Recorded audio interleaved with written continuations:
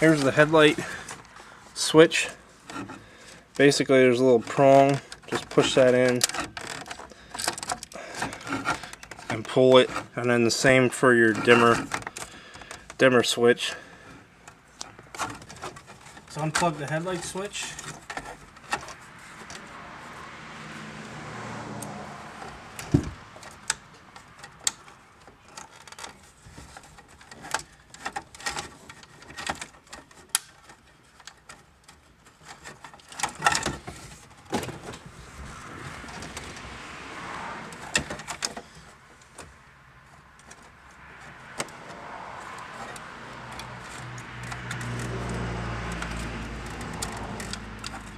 May need a flathead to pry it a little bit. Well,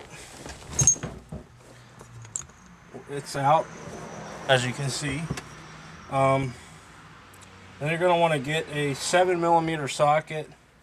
I'm using 1/4 inch drive. Let's see here. And there's 1,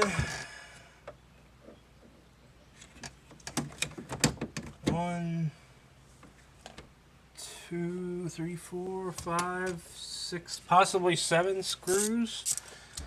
We'll see how we go. Just basically look all around this bezel here, and you'll see some 7mm bolts here.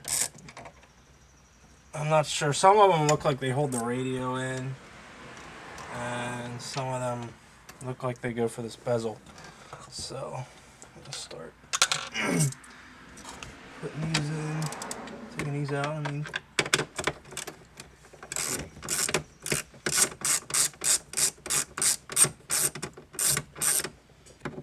there's one right in the middle, basically in the center of your gauges, up at the top.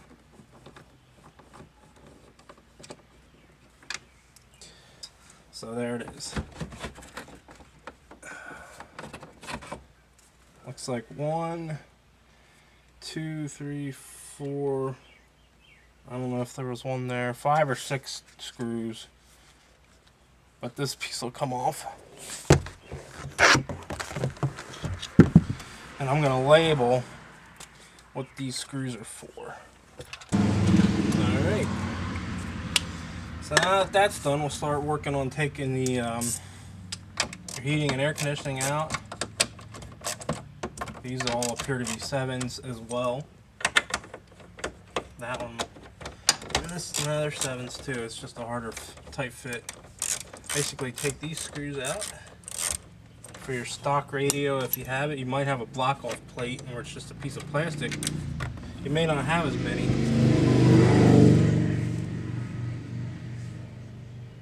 You may not have as many screws as I did.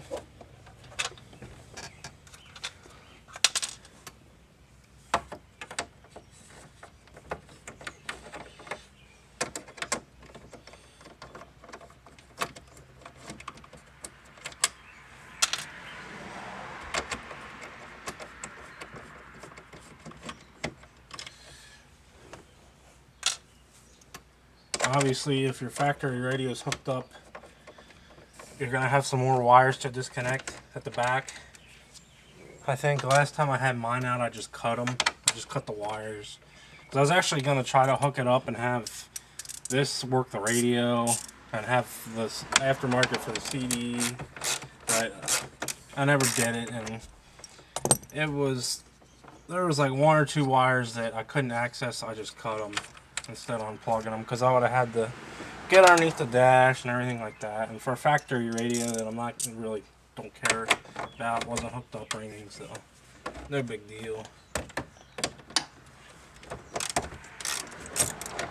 Obviously, if you're doing this for a friend or a customer, you might not want to do that.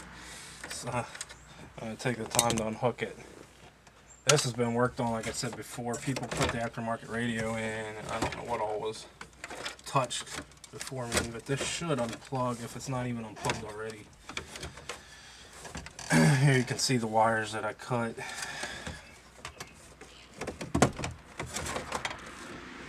pull your HVAC switch out, and they don't really give you much wire.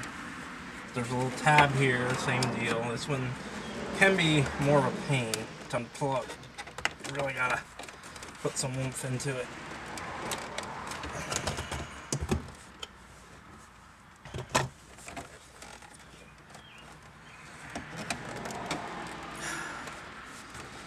I've had this out before too, which is strange because it almost seems like it hasn't ever been out. You want to be careful though, because these units are expensive. I think GMC sells them for like $400, $500. I mean, yeah, you could go to a junkyard and find one if it's still there.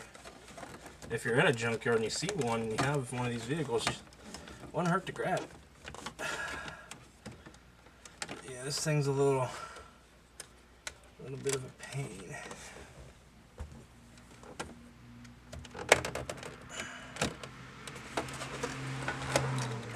There we go. Whew. You can see the connection. It's not your standard pin connection. It's kind of got the edges there, like the edges of the PCB plug into the thing there. So that may be why it's so difficult. And this bad boy was just sitting in there. So stock radio's out. Alright. Now let's get this out.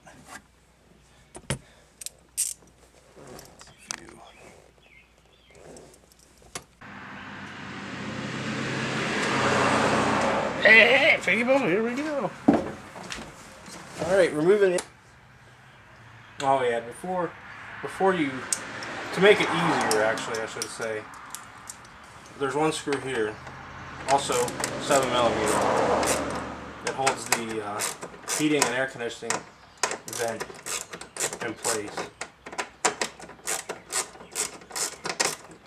Basically pull that out.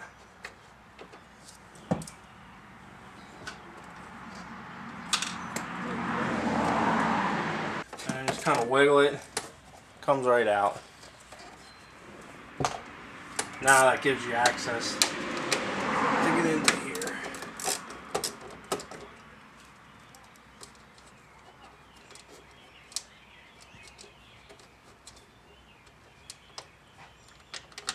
I am starting to realize now as I go that probably wasn't necessary for me to remove that shroud piece up here.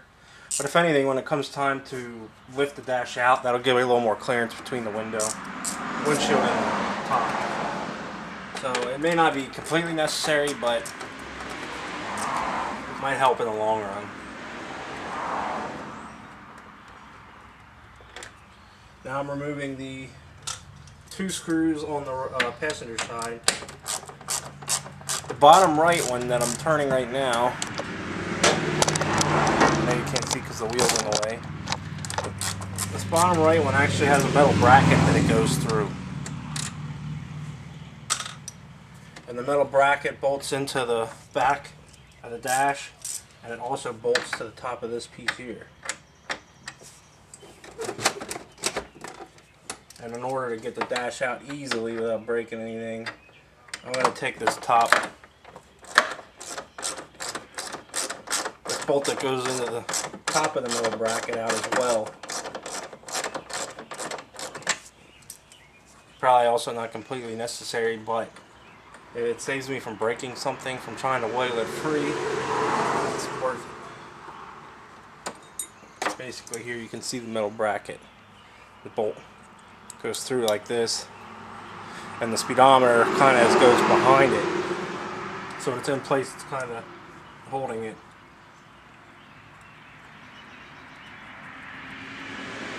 Just throw that in the thing,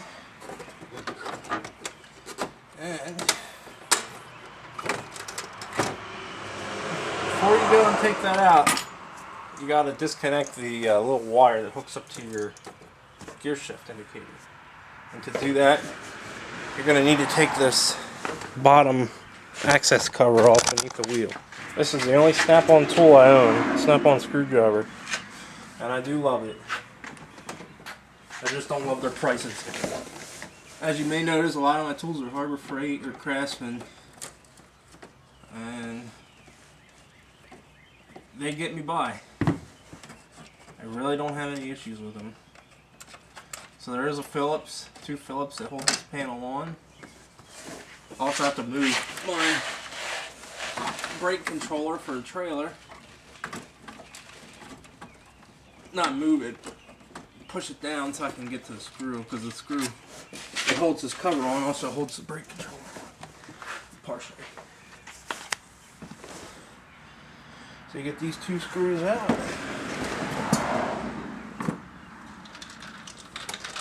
And we'll label these.